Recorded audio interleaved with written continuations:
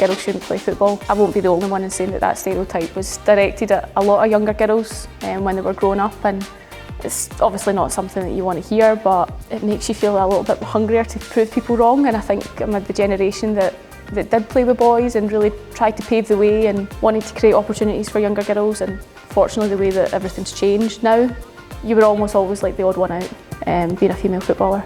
It probably wasn't until I was maybe like 15 that I started to actually understand that the national team existed, and then you've seen the likes of Gemma Fay, who obviously played in my position for a long time, and the amount of caps that she was able to get. She was a true leader for the country, and then the likes of Julie Fleeton as well. Got such a good scoring record for games for national team, and for us as footballers, particularly in Scotland, we've obviously been trying to fight to try and get women's football visually there, and I think everything about empowering women and girls across all sports particularly is really important, and especially at this club it's something that we demand.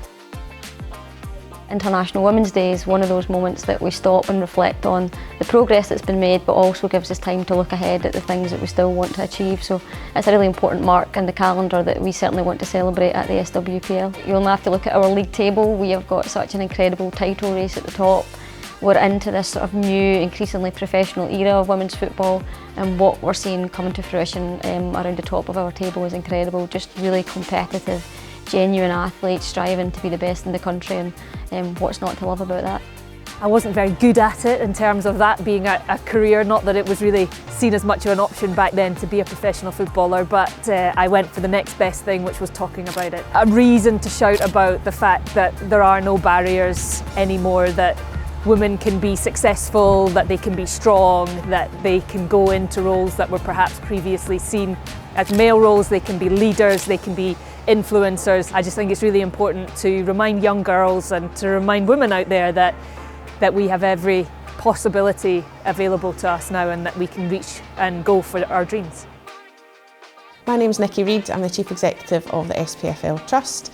I've been here for about 12 years and I've worked in football for around about 20 years, frighteningly. We do some wonderful community work with community trusts at SPFL clubs up and down the country, and there are a whole host of amazing women who just quietly go about their business, but their business is improving lives for people in their communities, and we might never hear of them or you might never see their story, but they are the people that when we go out for visits, they are the teachers, they're the volunteers, they're the coaches, they are people who go the extra mile, and actually thinking about that by way of kind of accelerating action. And actually I should say a lot of those women are the ones who are accelerating action, because they're the ones who are taking the reins in their local communities and making change, and that's hugely inspiring.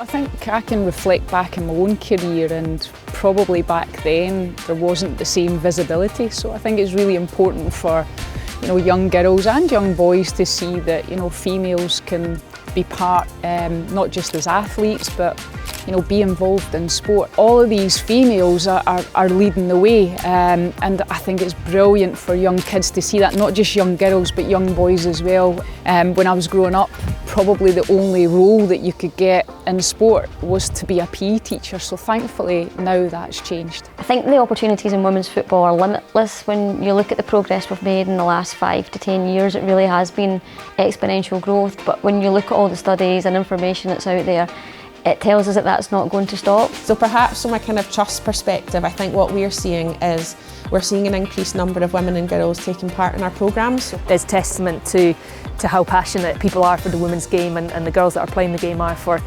doing what they love, and I just hope it continues to grow, and I don't see any reason why it shouldn't. I think it's only going to continue to accelerate. You're starting to see bigger crowds now in Scotland, down in England. It's huge, and we want to keep that snowball effect, just keep it growing. It's evolved massively, and there's still a long way to go, but I think so far in looking at Scotland, I think it's been fantastic that we've got teams that are professional and you can get a career out of it. So I think there's still scope to evolve even further, and I think that will happen.